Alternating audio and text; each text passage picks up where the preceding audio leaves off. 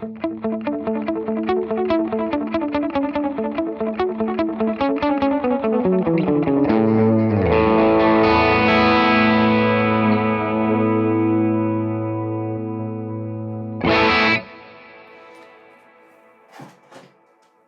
and welcome to this video.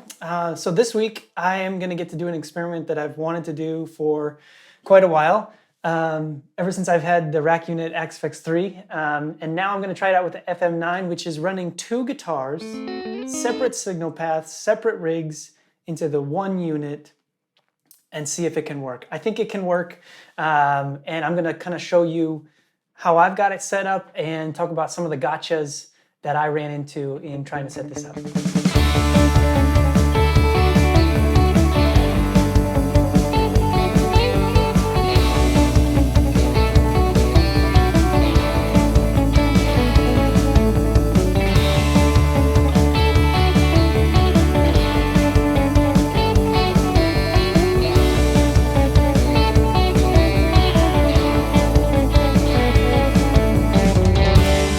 First thing is, obviously, you need two separate signal paths. With the FM9 and XFX3, you have multiple amp blocks you can run. So here, we can run two completely different paths.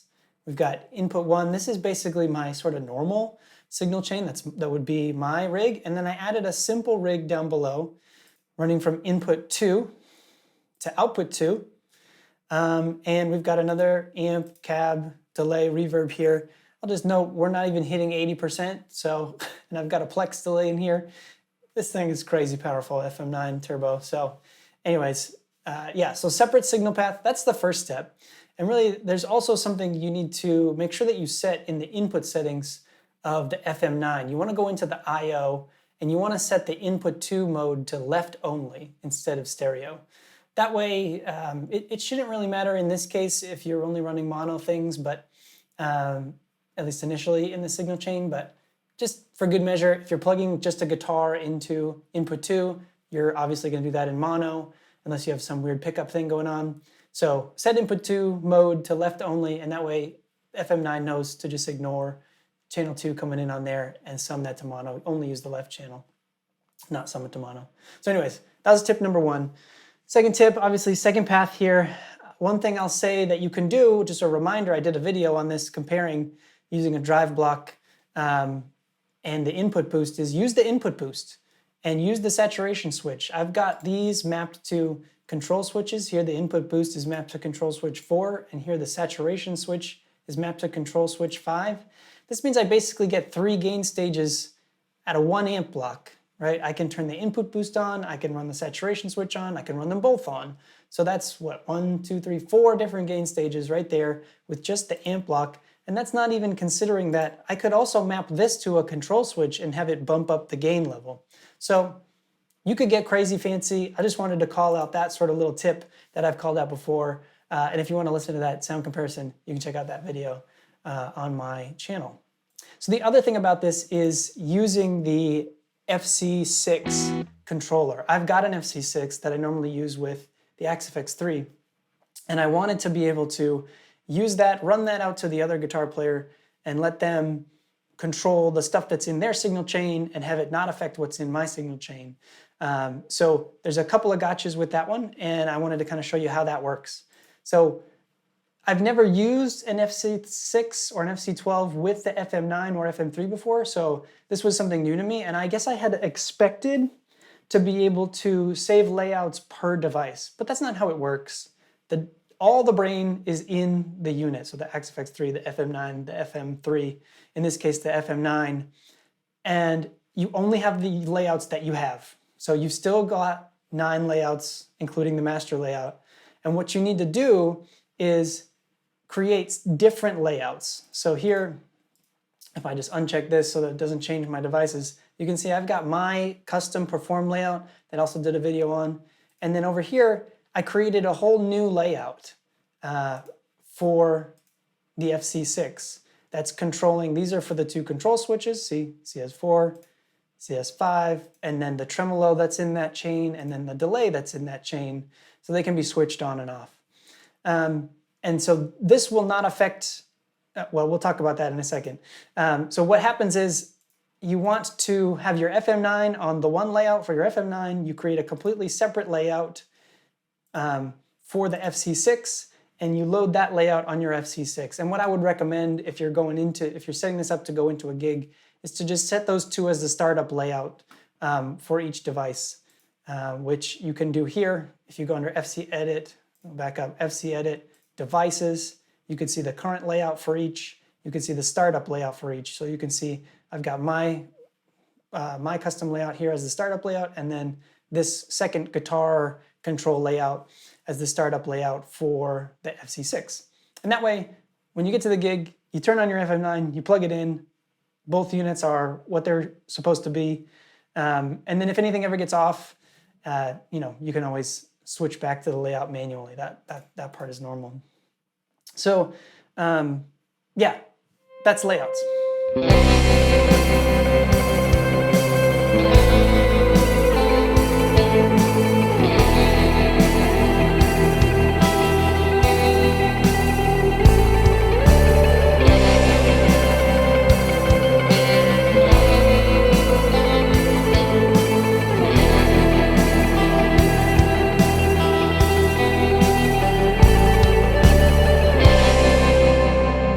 So now the other piece of this that is kind of interesting is I thought I would be able to reuse the FM9 tuner. I use it a lot. I just use the on-screen tuner, the one that's always there. And there's a couple of gotchas with this. The first is that you want to select the input source for the tuner.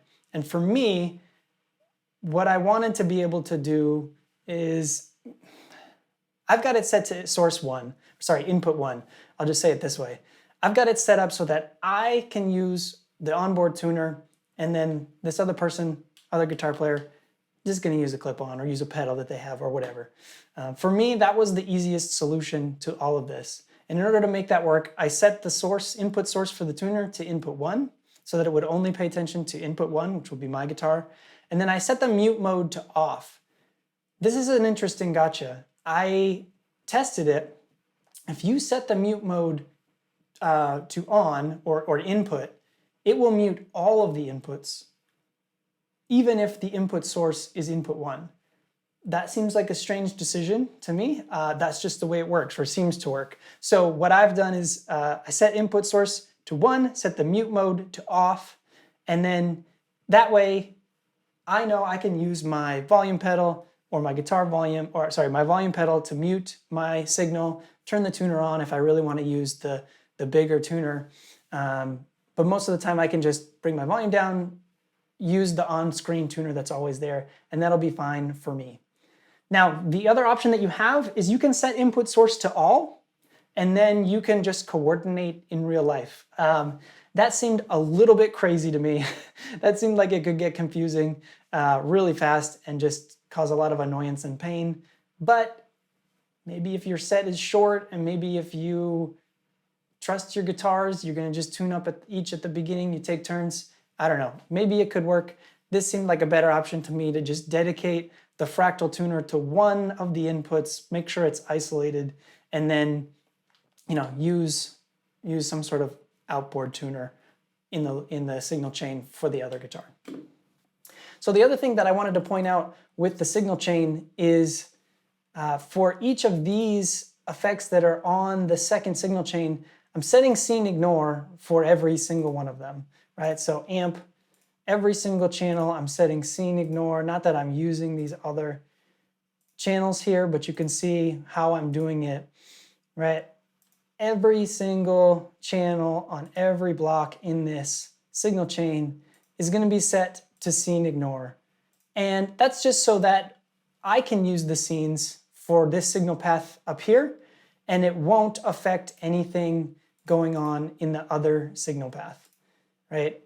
That just seemed like the simplest solution to me, to keep the two things independent and not commingled.